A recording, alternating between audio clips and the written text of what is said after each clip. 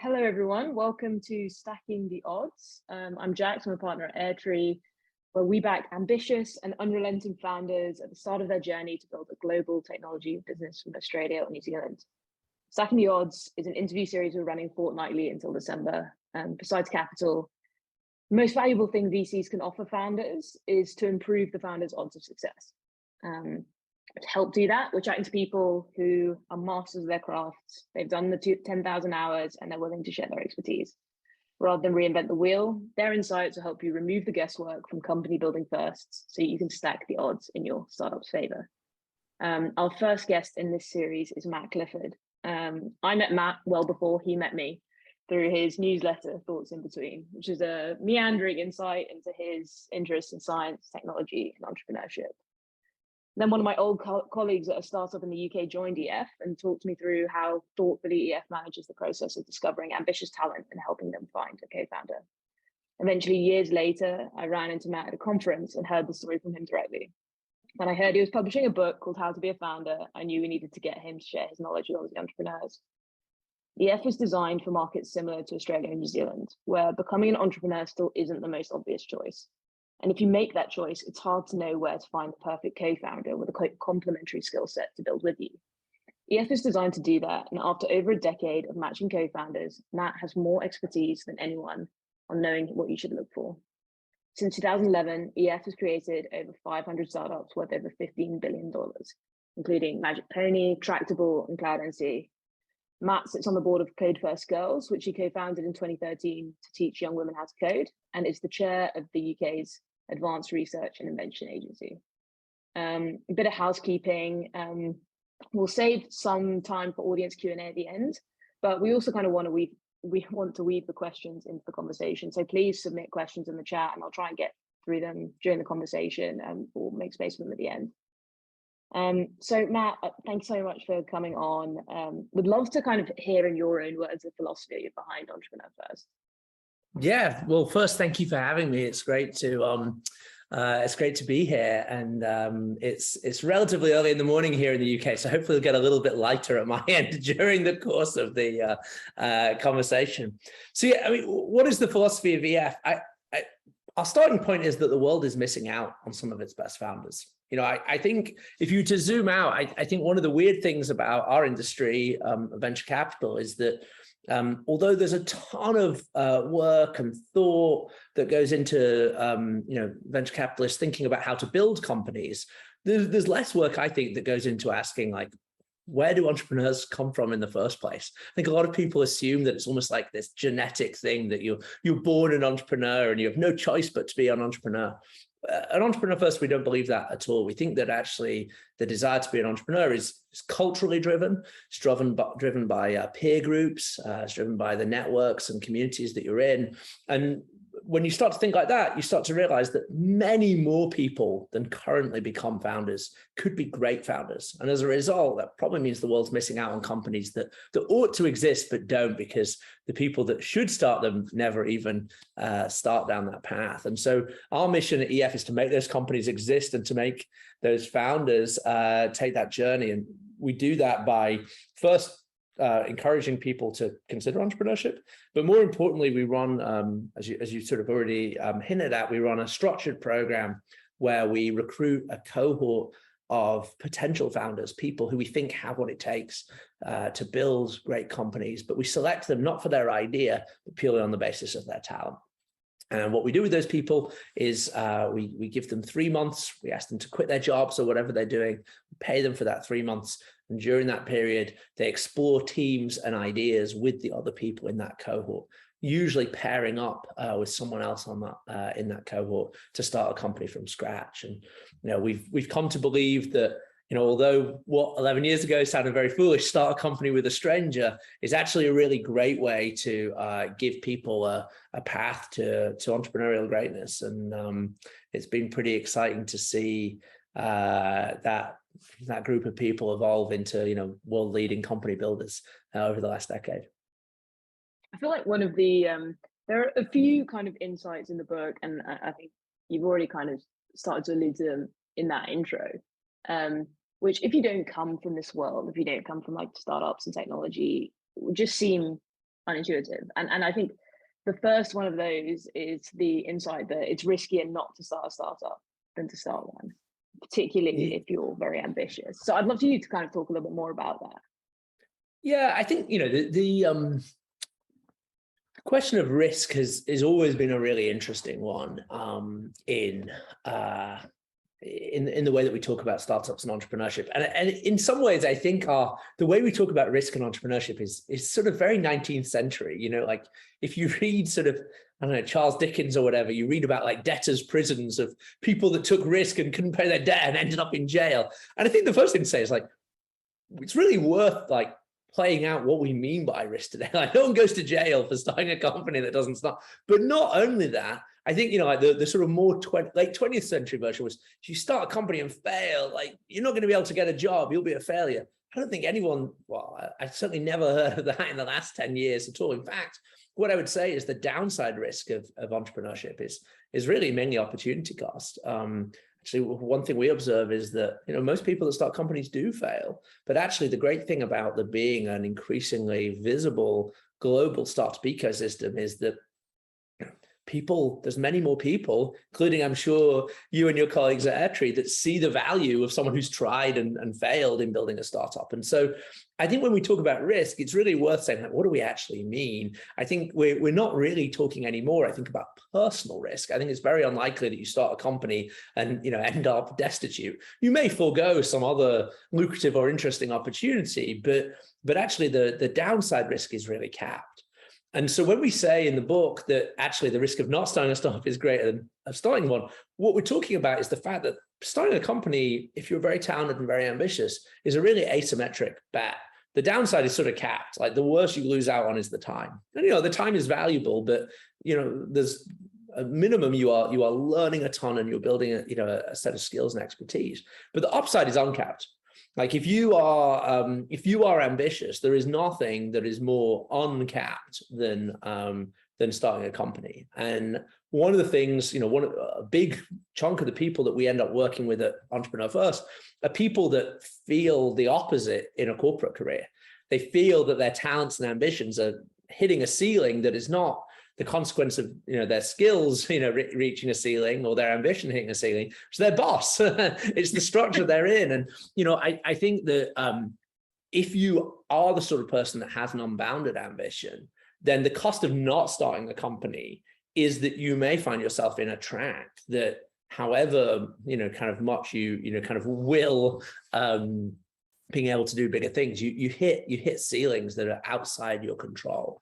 And so we think that we're certainly not cheerleaders that everyone should be an entrepreneur. We don't believe that at all. We think entrepreneurship it's a vocation. It's a high skill profession that relatively few people in context of the population should go into, but those that should, the cost of not finding out whether you have what it takes is very, very high. And I think that we talk a lot about this sort of asymmetric bet because it's not purely a financial thing. I mean, obviously, clearly, if you build a wildly successful company, you can generate enormous amounts of wealth, and and that's great. But it's not just that. It's the intellectual capital, it's the learning, like the ability to kind of push yourself to the very limit of what you can do from sort of skills perspective. It's the network, it's the sort of social capital of being with other people that have a similar mindset to you. And so I don't want to overstate it. There are worse tragedies in the world, but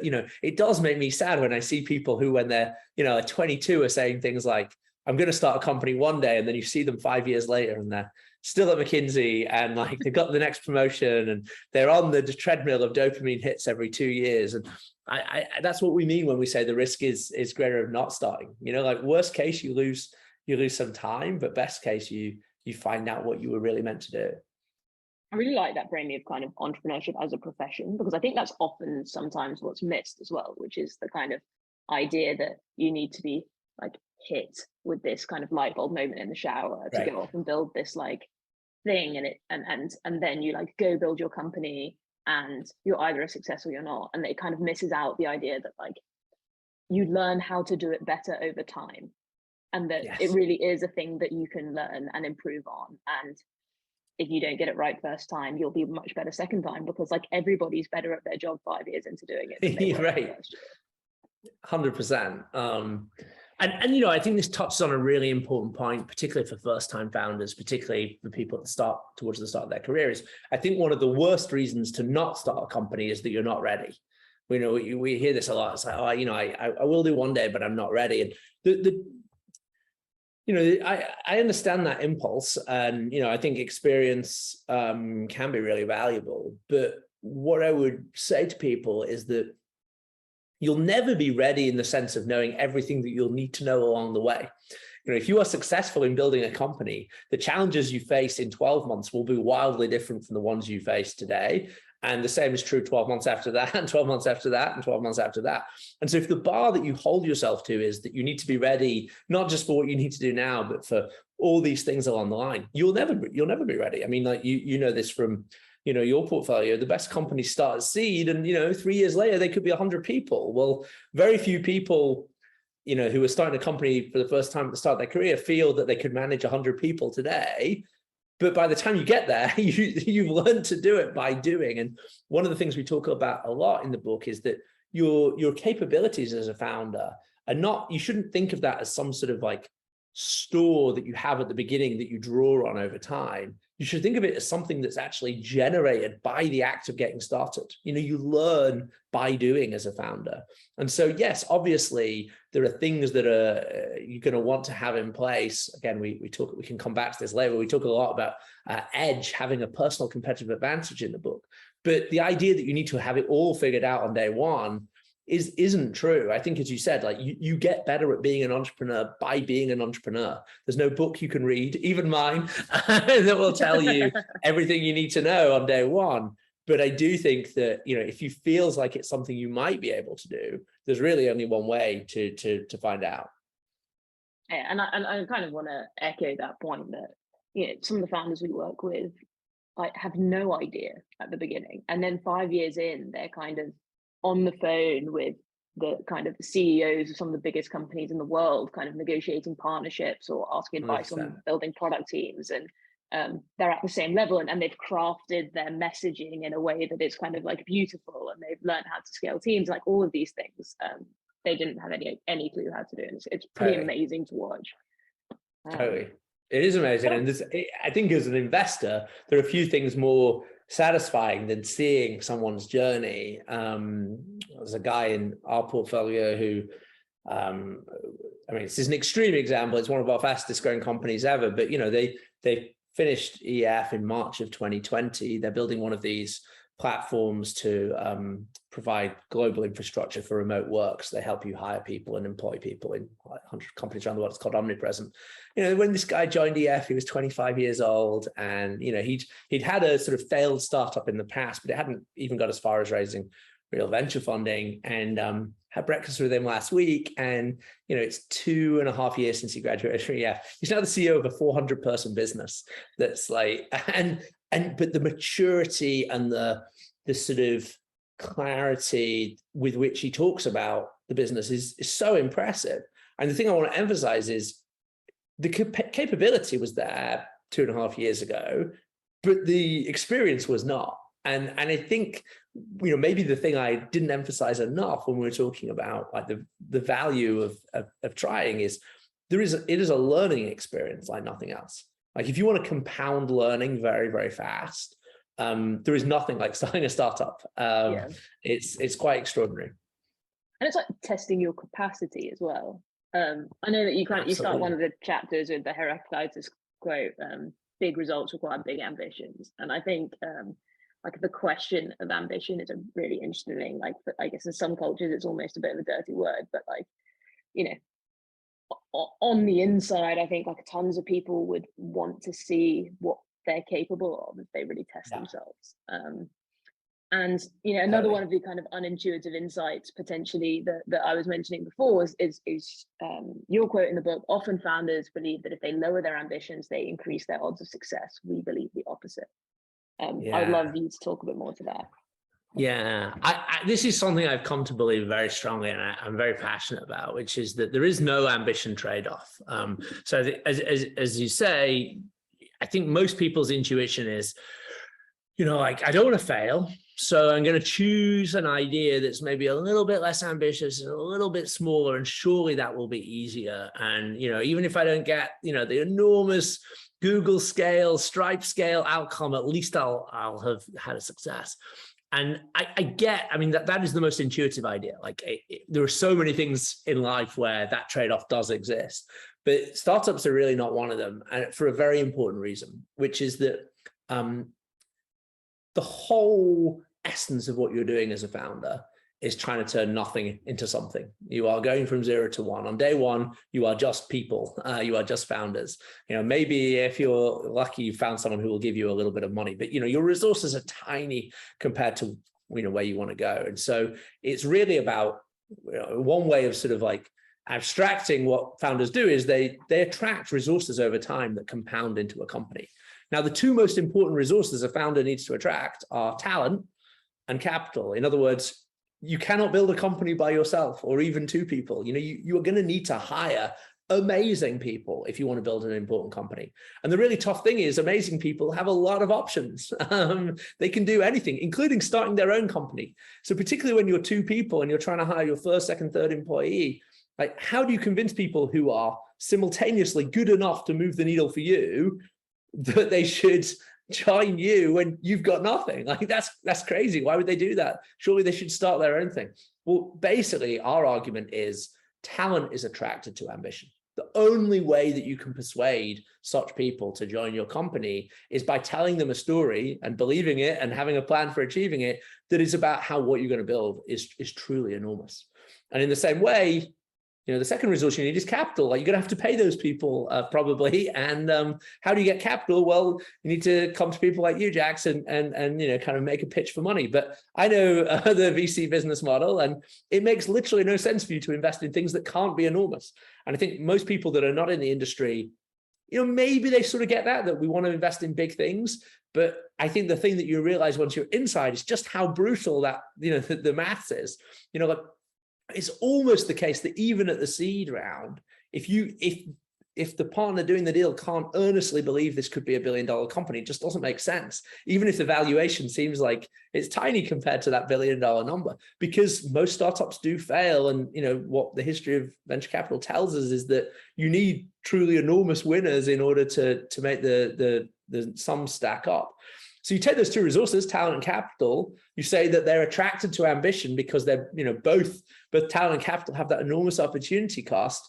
What that means is if you lower your ambition in order to try and make things easier for you, you end up in a world where you can't hire the people you want and you can't raise the capital, which makes it much harder.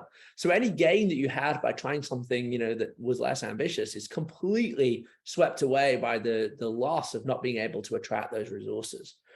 So I really believe that, like, in general, it does not make sense for people to sort of try and lower their bar, lower their sights rather, in order to make things easier. The final thing I'd say on this is, people listening may have had similar experiences. I had a friend who started a cafe around the time that we started YAF, and it was a beautiful sort of high concept cafe in central London. And she was quite successful. She managed to open a second one, but like, it was brutal. Like, it was absolutely horrific. As stressful, as painful, as difficult, as draining as any technology startup that we have ever funded.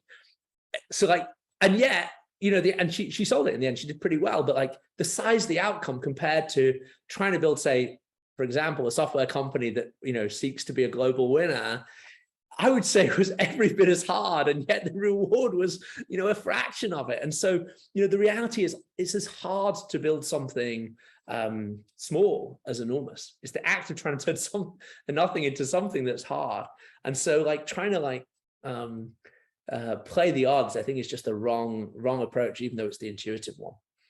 One of the ways we see this manifest, particularly, I guess, like, it may be the same case in Europe too, but like, where people say, like, we'll build the Australian version of this company that's been successful in the US.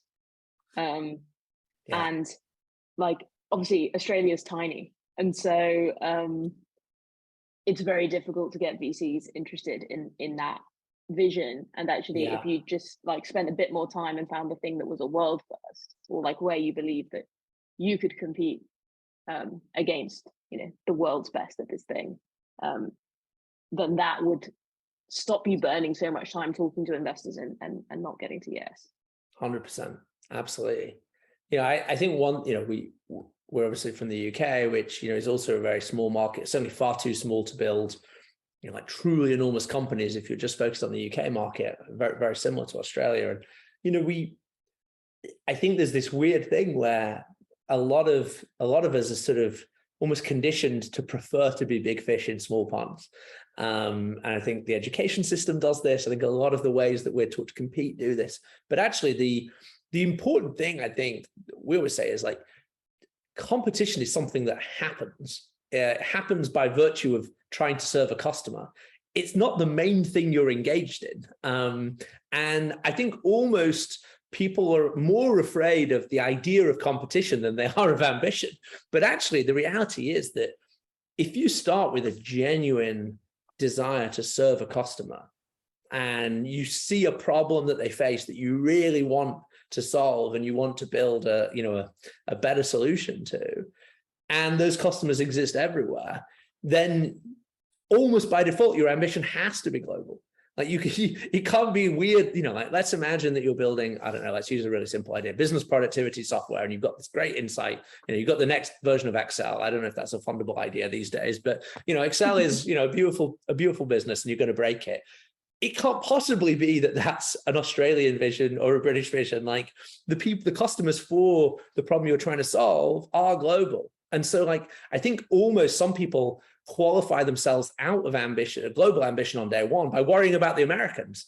Guess what? They're just people too. And for sure, competition is always something you're going to have to deal with as you go. But the real question on day one is not who am I going to compete with? It's, are our customers happy? For sure, if you are entering a market where all the customers are already satisfied completely with what's already in the market, don't go do that. There's no problem to solve. But if you have found something that customers find so painful that they're willing to pay for a better solution, the chances are that's a naturally global problem in most fields. And so actually, rather than worrying about whether you can beat the Americans, worry about whether you can satisfy American customers. That's, maybe not on day one, but that's the way I would think about it. And then you'll always have the added benefit of R&D being much cheaper than it is in the US. So hopefully you can build quicker than your competitors. It's probably quite a natural segue onto why you want to build a software business if you can. So we have a chapter. VCs often get a lot of shit for only wanting to invest in software companies, and I think it was quite fun for me reading your kind of proposition in the book on why you should consider building a software business just because of how amazing the business model is. I'd love to keep to hear your thoughts on it. I wrote that partly because I sometimes wish I'd built a software business. So we have a chapter in the book called 3.5 Rules for Founders, and the reason it's 3.5 is 3 of them we think you should do under all circumstances, and the half is our plea from me and Alice that you don't have to start a software business, but all other things equal, you probably should. Why? Well, software is just the most beautiful business model that's ever been invented. And it's not that, to be clear, we actually at EF invest in a bunch of stuff that isn't software. We've done a bunch of biotech, we've done a bunch of hardware, and even some energy stuff, and even some really out there things. But 80% of what we do is software. And the reason is not because we're have some sort of software fetish. The reason is that it's just a really amazing business model when you make it work. And for entrepreneurs, I never want to say that anything makes things easy, but it certainly makes things easier as a software entrepreneur. As an entrepreneur, if you're building a software company. Why is that? Well, there's a few reasons. One is that you can deliver software generally these days over the internet, which means you at least sort of in theory immediately have global distribution. You don't have to figure out how you're going to ship physical objects to the US or China or anything like this. There's a lot of friction taken out by the fact that you have this digital delivery. But the most important thing is actually just the beauty of zero marginal cost. The great thing about software is you build it once and you can ship that almost infinitely many times at almost zero marginal cost every time you ship an extra copy. And, you know, that's an amazing thing. Like the challenges of having to deal with you know, physical objects that cost money are really painful. Talk to anyone who has built a company with, like, you know, where you have to ship, the marginal object costs you as much as the first or nearly. It's very, very painful. And it's no surprise that, you know, look at the list of the most valuable companies in the world, exclude Saudi Aramco, which has certain sort of natural advantages. They're all software companies, and they're software companies because you know, once you've built this this thing, you can ship it many times. And so you know, that's the second innovation. And the third one is just the speed of iteration. I mean, like, one way of thinking about entrepreneurship is that it's really about consistent applied experimentation. Like, on day one, you know nothing really. Even if you've got a great idea, you think you've got a great idea, you don't really know deeply in the way that you will a year from now what your customers want. You don't know exactly what your solution needs to be. You don't know exactly how you're going to reach them. You don't know how to price it. You don't know how to do any of these things. Like, this is all knowledge you have to gain as an entrepreneur. But the beautiful thing about software is you can change it many times a day. You know, you can have an idea on a Monday, have an idea on a Tuesday, and have different versions for people on Monday and on Tuesday. If you're building, you know, a physical good, if you're building some sort of, you know, I don't know, electronic device, you cannot iterate from day to day based on customer feedback. Now, obviously, there are ways around that. Clearly, Apple's done a phenomenal job of things like that. But in general, you make your life so much easier if you're building a software company. And I feel like we talked a little bit about this earlier, but it'd be quite fun to spend a bit of time now on the idea of edge. I guess, like, your job first and foremost has been identifying talent over the last decade and helping that talent understand where their kind of unique personal competitive advantage is, and then how to match them up with someone else who has something similar that's complementary. I would love if you could spend a bit more time on just like how people can help figure out what their competitive advantage is. Yeah, sure. So as you say, like at EF, because when people apply, we're very deliberately not evaluating their idea. We might ask them about their idea because it's interesting, good way to learn about someone, but we're not saying like, oh, well, that's a good idea, that's a bad idea. And in fact, I would say it's one of the most important things about the model is that we're not filtering on idea. If I look at the most successful companies that we've helped to build, they're almost all were ideas that people did not have on day one. And actually, if you look at their application forms, which we do very often, they had terrible ideas on day one that no VC would ever fund. And so we've learned that the idea is not a good filter. What is a good filter is this idea of edge that you mentioned. And, you know, in the book, this is a big chunk of the text is talking about edge. So what is edge? Edge is the idea of a personal competitive advantage. The point is that when you eventually find your good idea, the reality is, we've already talked about competition. There are going to be many people that are stumbling upon that or a similar idea. I'm sure you've seen this all the time, Jax, that it's sort of weird. Like you don't even hear about an idea at all, and then suddenly within 3 months you've got like 10 different pitches for the same idea. And you know, we see that in our applicant pool all the time, and I think there's good reasons for that. I think, you know, like usually as soon as something becomes possible, many people will kind of stumble upon it. But what that means is that it's not enough to have the idea. Like having the idea is sort of, you know, it's necessary, but it's definitely not sufficient. And in fact, what you got to think about is like, why will we win? You know, why will I win as a founder in building this idea? Now, this is not this danger that this to the last you know, part of the conversation, this puts people off. They're, oh, I'm never going to beat the Americans. It's not that, but it's saying like, why might I win? Why are we plausibly the right team to build a global winner in the space? And our answer to that is founders should think about their edge. What is it about them that in their skills, their background, their experience, maybe even their hobbies, their obsessions, like their side projects, the communities they're in, whatever. But what is it about them and every, you know, kind of holistically that might give them an edge in starting this? And, you know, we think that particularly in the EF model where people come together with strangers and come up with ideas, having a really clear sense of what you bring to the table and using that as a filter for thinking about what are the kinds of ideas that you are well suited to building is really important. Now we think there are lots of different kinds of edges, and we elaborate on this a lot in the book, but broadly we think, at EF, we're looking for one of three things. Either someone brings a deep technical expertise in something, they know how to do something that few people know how to do, or they can do it better than most people, or they bring a sort of domain expertise. They know something about an area, they understand a problem or a customer group or an industry really well, and in a way that relatively few other people who are starting companies will. Or they have a particular skill around sort of making things happen. They have this sort of catalytic energy, and lots of, typically people in that category have just endless examples. Sometimes they don't even recognize their examples of just things they've made happen. And a lot of the best founders are in that category. But what we provide in the book is sort of a framework for trying to work out what might your edge be, and how would you use that to sort of hone in on both the sort of idea you might want to work on, but also the sort of co-founder who's the best complement to you and your skills.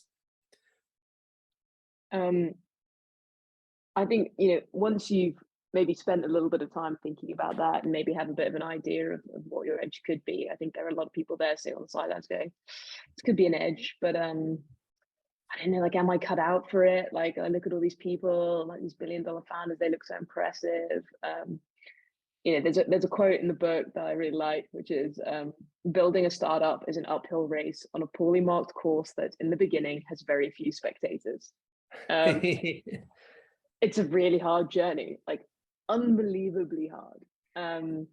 And so I guess, like, how should people decide whether or not they want to go on this journey? We talked about how powerful the idea of kind of testing your limits is, but it's hard, and so I guess, how should people think about that? Yeah, well, I mean, I guess my main answer is, like, this is why Entrepreneur First exists, to try and provide an environment in which people can jump into it in order to, without having to feel sure, in a sense. Like, I don't know, like, some people, I now am lucky to know a lot of people who built billion-dollar companies, and I would say, and often to have known them before they built the company, and they are all impressive people, without doubt. And there is, I think, there is a unavoidable part of this that is just about talent, but that doesn't always express itself in either extreme confidence that they should build a company, or this kind of like well-rounded, like they've got it all figured out on day one sort of mentality. And actually, when I think about some of the very best founders we've worked with, I remember one in particular, I don't think you mind me saying it, like the CTO of a company we helped to build called Tractable, which is a $1 billion company in the insurance space. I remember the CTO of this company interviewing him at EF and being like, so why do you want to start a startup? And he was like, I don't know if I do. And, in some ways, you could say that was a disqualifying answer, but, he's obviously has built this now pretty enormous company serving many of the world's biggest insurance companies. And I guess what I would say to people that are wondering, like, is this for me? Like, should I do it? Is find a way to test whether you enjoy it, hopefully in a way that is relatively low downside for you. I mean, I think the thing is that the kind of relentlessness and dedication that starting a startup will require, you can start to practice pretty early. I mean, like, very many entrepreneurs, particularly today, start their businesses as weekend projects, evening projects. Is something they're doing in their spare time, and sort of allows them to dip their toe into the water. I think that can work really well. I mean, my view is, it's, in some ways, at some point you have to burn the boats. You have to give yourself like no way back. Like, if you give yourself a very easy way out, you'll take it. I mean, as you said, it's so hard. It's very painful. You hear so many founders say, if I'd known how, and I'm talking about successful founders, not unsuccessful ones, say, if I'd known how hard it was going to be, I wouldn't have started. And yet very few of them actually would swap it for anything. So I would say it's great to find like low cost ways to test things out.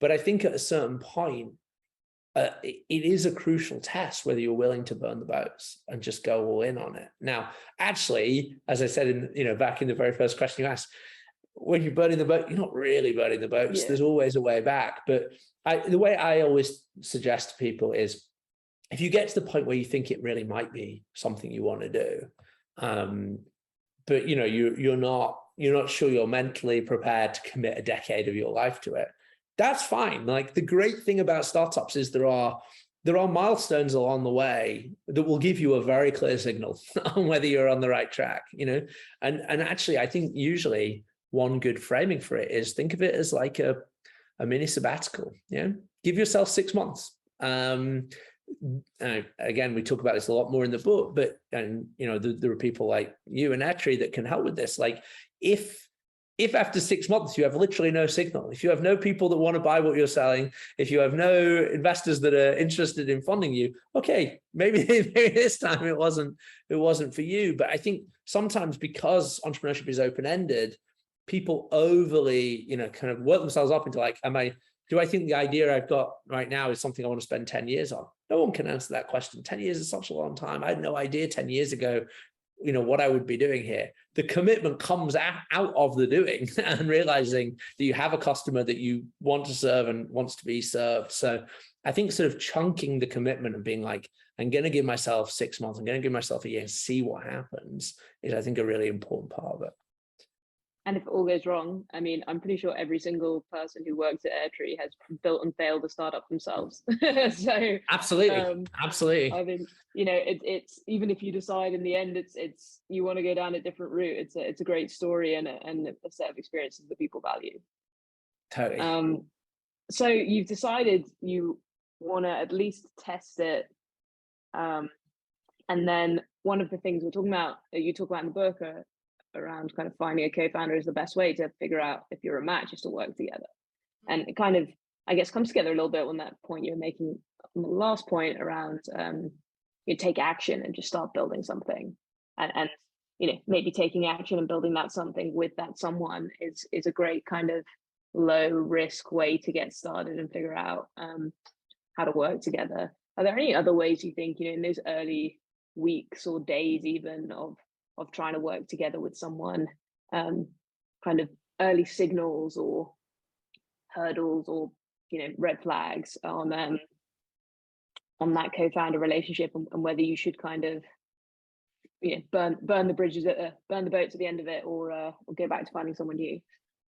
Yeah, so I think one mistake that a lot of people make right at the beginning is to sort of think that you can validate a startup idea at your desk, that you can sort of do the research, kind of, I used to be a management consultant, and very briefly, to be clear, but it's very tempting to imagine you could do some sort of market sizing and like build a model and sort of like do a competitor map and all these things. I would say these things are almost useless on the first few days of starting a company.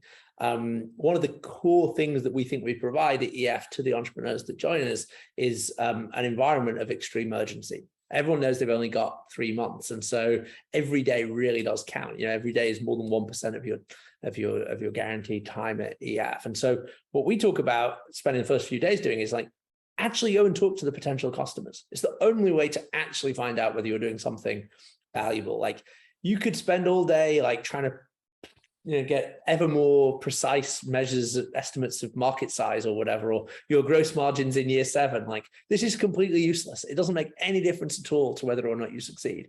What matters is, is there something that you plausibly could build, not that you have built, but you plausibly could build, that people want enough to pay for. And so, I think it's very tempting, particularly if you're a very analytical person, to almost want to sort of work by deduction on what you should be doing. And unfortunately, I just think you can't do that. The space of possible solutions, even to quite a specific problem, is just too large. And so we're really big advocates, both in the book and during the program at EF, of you've got to be hypothesis driven. Like, you need to have some hunch about what it is that you could build that would be valuable to some group of customers. And then you got to go and test that hunch by actually talking to customers. And, there's a whole methodology on that, which I won't go into too much detail in, but, we do describe in the book, but basically this idea of, you're not selling, you're not trying to persuade people that your idea is good. You're not sort of saying, here's my idea, is it a good idea? What you're trying to do is truly understand your customer's context and problem and see, kind of almost using scientific principle of, kind of hypothesis falsification, like, is the thing that you're thinking of working on something that people might bite and go on? But, one thing we've learned is you can do this really quickly. Like, the most productive teams at EF would, even in the first 2 days of working on an idea with a new co-founder, might speak to 20 customers. And at the end of it, they have a very different sense of what might be possible than what they did on day one. And I think one of the most valuable things that being part of EF gives you is you see what good looks like, because there are people around you moving at just such extreme pace that it shows you what's possible. So I would say, even with a brand new co-founder, within a week, you don't know that you're going to succeed or not, but if you're definitely going to fail, you'll know. This actually kind of plays in a little bit to Ashish's question here. Do founders need to find a scalable channel right at the start before making or selling a product to customers? Or is it all right to know how to get your first 5 customers and later think about how to get the rest? So as always, like, startup advice is super contextual, and, I wouldn't want to I wouldn't want to pretend that what I'm about to say is one size fits all guaranteed to work, but we would in general say, if you can find 5 customers who really, really want the thing that you're proposing to build, you're better off than like 95% of people that start companies. Now, it obviously depends a little bit on the market. Like, what you want of those 5 customers is that they have some set of characteristics that are both predictive of why they want what you're selling and are somewhat representative of a bigger market. Like, if you've managed to find the only 5 people that want it, that's probably not great, but that's pretty rare. I would say, like, don't eventually go to market is going to be one of the most important things. And startups that spend all their time on product and never worry about distribution almost always fail. But in the first few weeks, almost everyone overestimates how much they understand the problem and how much they understand the customer. I'm talking about literally like day 0 through, kind of month 3 or whatever. I wouldn't worry at all about whether you've got a scalable channel to find them. Like, I would worry about whether they actually want what you're selling. That's the prior problem. Now, it doesn't mean that you'll find a scalable channel, but there's no point having a scalable channel if you don't truly know what they want. Like, I would say one of the biggest causes of failure, particularly in enterprise businesses where you're selling to bigger businesses, is it's really easy to believe that the person you're speaking to wants what you're selling. Like, they're absolutely, they say, when we build it, they'll definitely buy it. And it's like, almost certainly not. Like, the depth of understanding of the problem of the customer, of whether they actually have the authority to buy it, even if they want it, like how their organization works, where this would fit into their workflow, what other changes would have to be made in the organization in order for them to adopt the thing you're talking about, how this fits with their own customers and suppliers, how this fits with their office politics. You need to build like this unbelievably rich understanding of that customer's real context. It's not enough to be like, well, intuitively, this solves a problem for them. It's really all about this extreme like richness of understanding of the customer. And until you have that for, let's say, 5 customers, I would worry about literally nothing else. Because if you can't get those people that want it most to sort of jump in with you, nothing else matters. So, like, I don't want to in any way imply that distribution isn't important. It's so important. But in the first weeks, when you're literally starting with nothing, just talk to the customers. Just really understand what it is that they want and how they work. Thank you. That was that like made me laugh so many times, because I felt like I'd seen so many of the companies, or like early stage companies, go through those same enterprise sales problems. Jumping back to the co-founder thing, I'm going to address a couple more questions just as we come up here. We've got one from Nick. Is there anything you consistently see in the lead up to a co-founder breakup? That's a great question. So let's draw a distinction between 2 different kinds of co-founder breakups. So at EF, part of our value proposition is we say, we'll bring the breakup forward.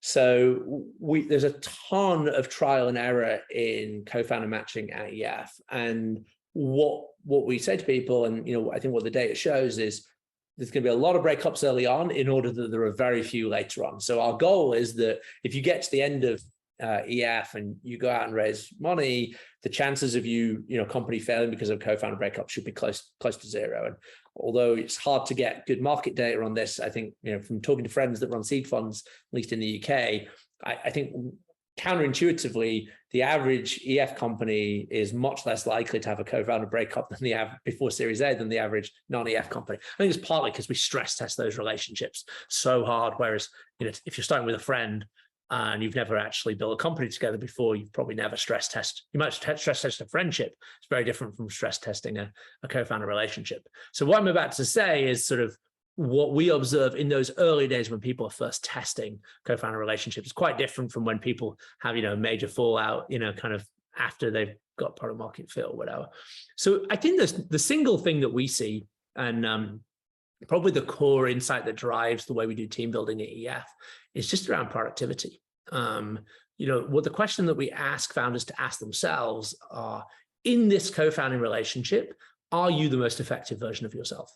Are you getting as much done, reaching the same level of productivity as you think you could at your peak? And if you're not, the chances are you're probably in the wrong team. Like, great co-founders make each other more successful. That's sort of like the golden rule. It's more important than being friends. I think a lot of people think like the most important thing is like, is this person my friend? I don't think that really matters. Like, if you ever get great co-founder relationship, you'll become friends. If you are great friends, you will not necessarily become great co-founders. And so I think the thing, clearly, if there's like massive amounts of interpersonal tension, on day one, probably not the right person for you. But assuming you get on, I think the biggest thing to watch out for is just, are you making each other successful? And a lot of that, to be clear, is not about like intrinsic talent or anything like that. It's about the specific founder and idea combination. Like, often people come together because they share they share a vision, or they share some sort of sense of what they're trying to build. But if they can't make each other successful, then it's not going to work. So that's the first thing I would look for. I think the second thing I'd look for is just like actual alignment. It's pretty easy to get excited about things in the abstract, like, oh, we're going to build the world's most important AI company for the detection of, I don't know, tropical storms. Don't do that. But like, it's cool. And then you're like, suddenly, like, you're actually in the weeds of doing it, and you realize that you're not aligned at all on what you're actually trying to do.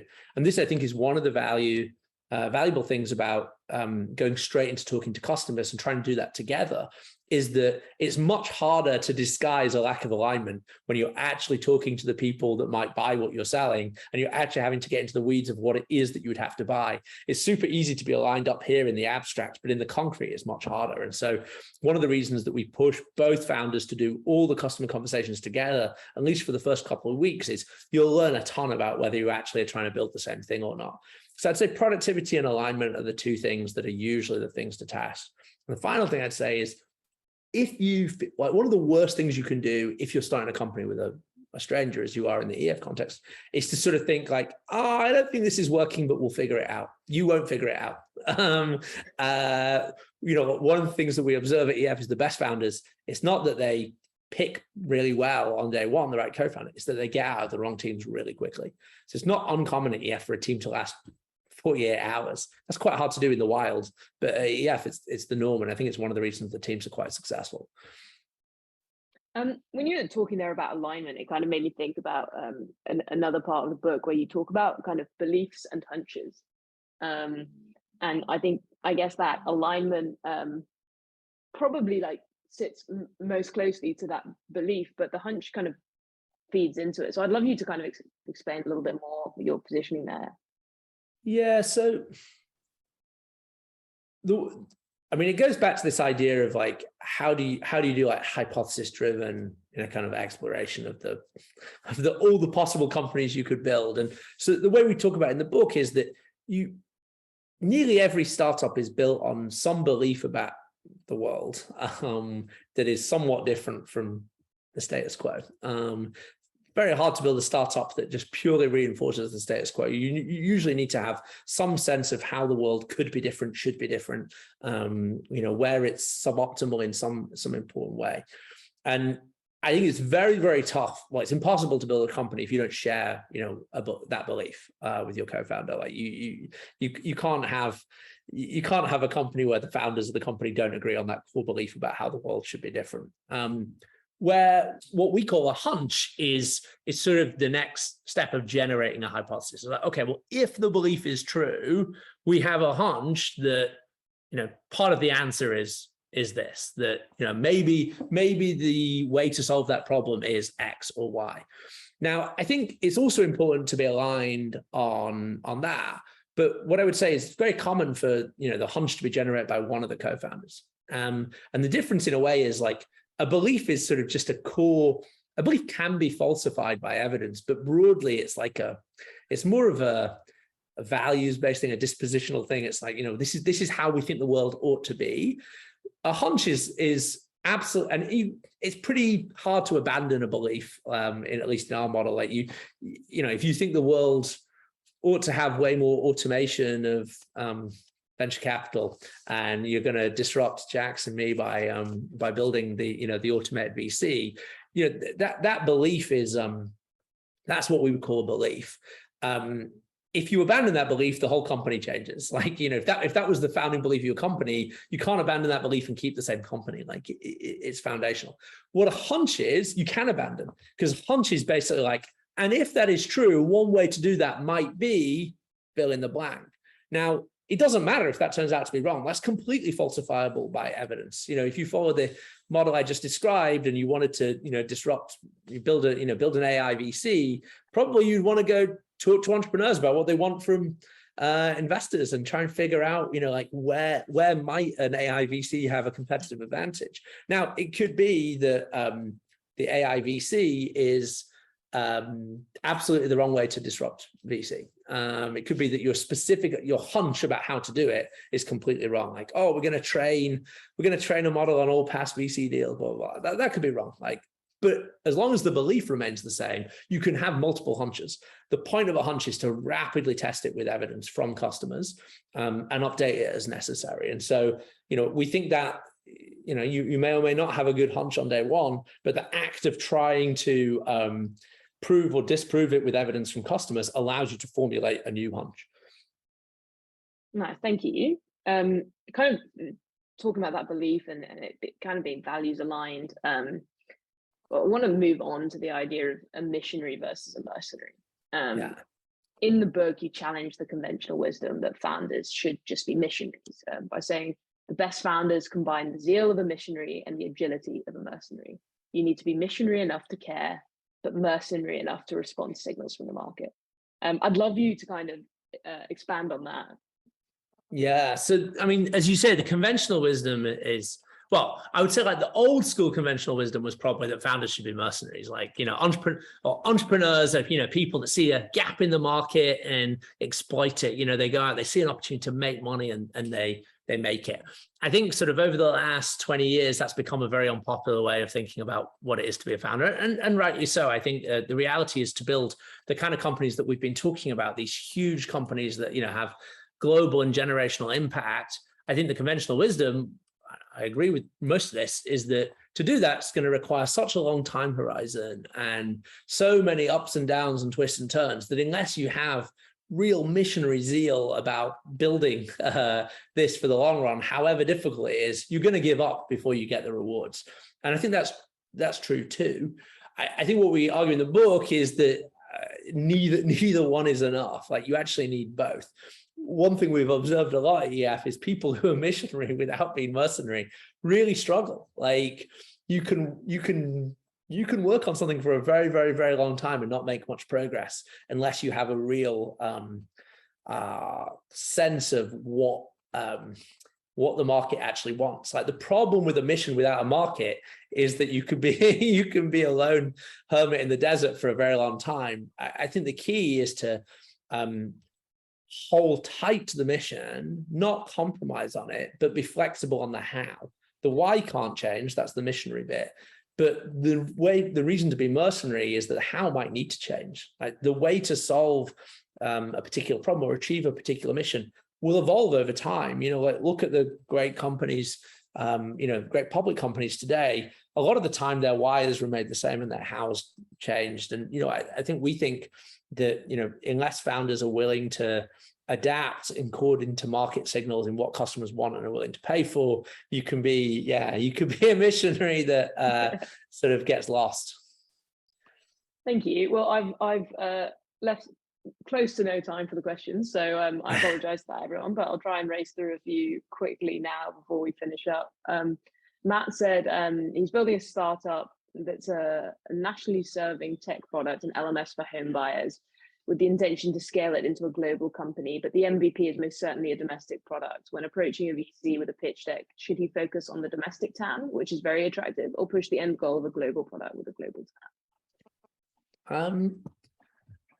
Again, sort of context matters. I don't know you, and I could be totally wrong, but here's what I would say is it will be more attractive to a VC if you tell a story about how you're going to be a global winner in the space.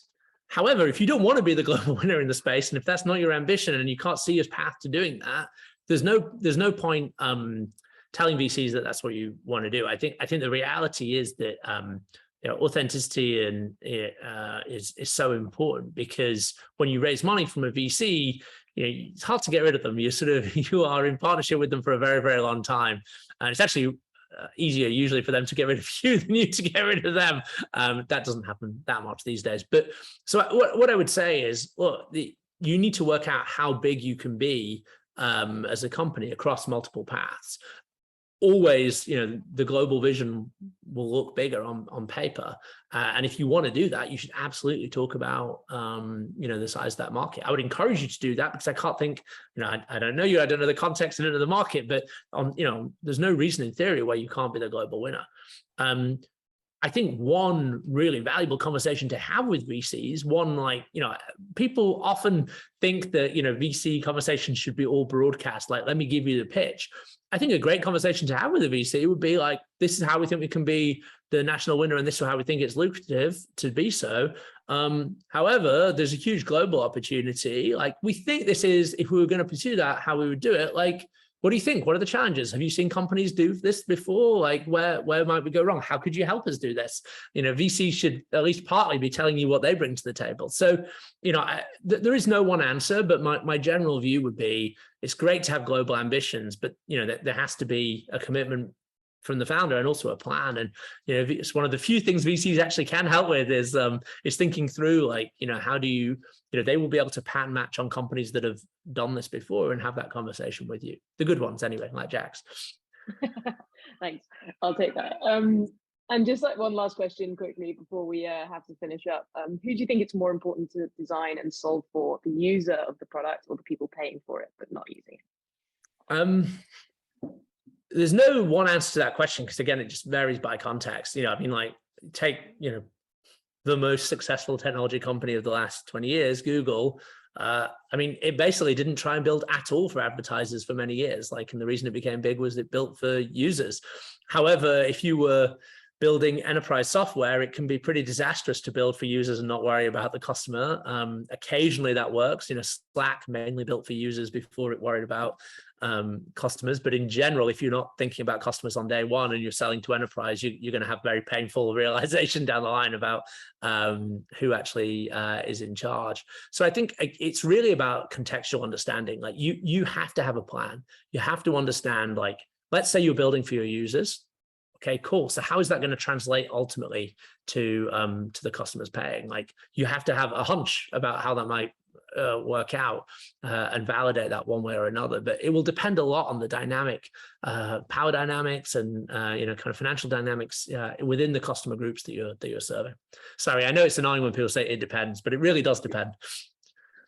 Yeah, I'd agree with you. I feel like the worst area I see this one is healthcare, where it's kind of building something for patients, but patients can't or aren't willing to pay for their healthcare. And so it's either the insurer who has to pay, or it's somebody else, the government, who has to pay. And actually, figuring out how to embed that into your strategy from day one is crucial in healthcare. But as you say, 100%. kind of so many of the product-led growth software companies really built for users and kind of hijacked their ways into corporate budgets. So it really can't do does that with healthcare, sadly. yeah, exactly. Oh well, look, thanks Matt so much for your time. Thank you. I know we really appreciate it, and It's great to see you all. Good luck with the book. Thanks very much. Thanks all. See you later. See you soon. Bye. Bye.